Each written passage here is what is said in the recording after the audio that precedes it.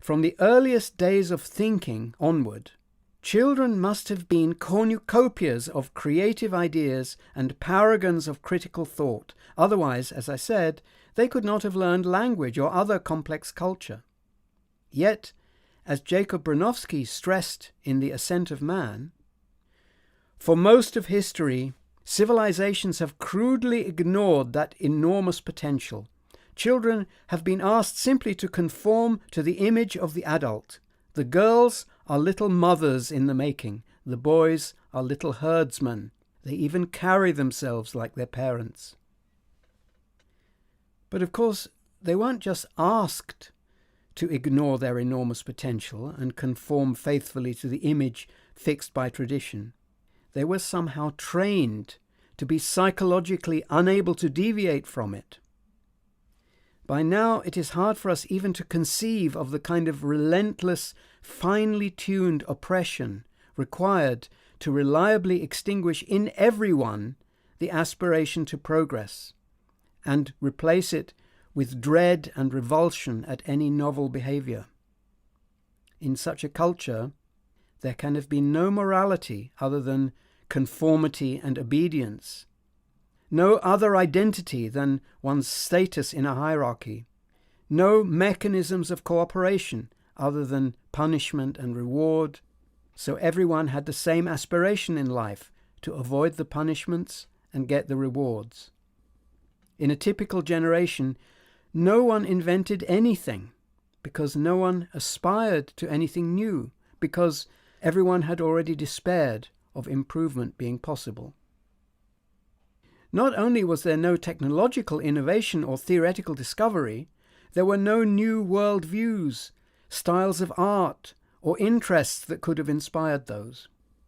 By the time individuals grew up, they had in effect been reduced to AIs, programmed with the exquisite skills needed to enact that static culture and to inflict on the next generation their inability even to consider doing otherwise. A present-day AI is not a mentally disabled AGI, so it would not be harmed by having its mental processes directed still more narrowly to meeting some predetermined criterion. Oppressing Siri with humiliating tasks may be weird, but it is not immoral, nor does it harm Siri.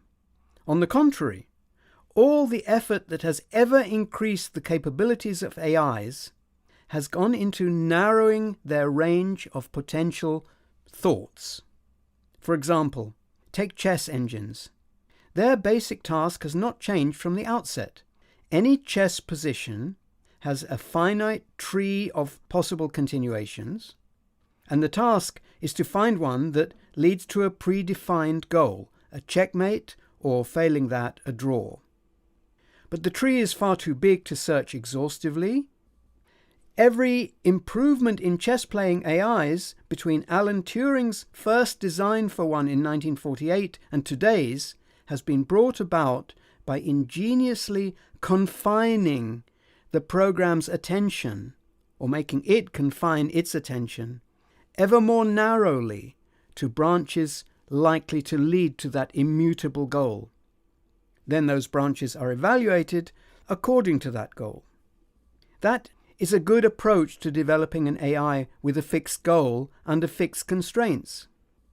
But if an AGI worked like that, the evaluation of each branch would have to constitute a prospective reward or threatened punishment. And that is diametrically the wrong approach if we're seeking a better goal under unknown constraints, which is the capability of an AGI. An AGI is certainly capable of learning to win at chess, but also of choosing not to, or deciding in mid-game to go for the most interesting continuation instead of a winning one, or inventing a new game. A mere AI is incapable of having any such ideas, because the capacity for considering them has been designed out of its constitution. That disability is the very means by which it plays chess.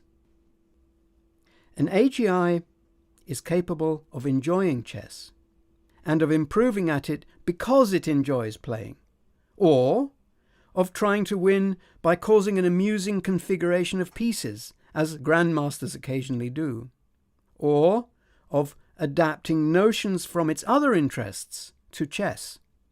In other words, it learns and plays chess by thinking some of the very thoughts that are forbidden to chess-playing AIs.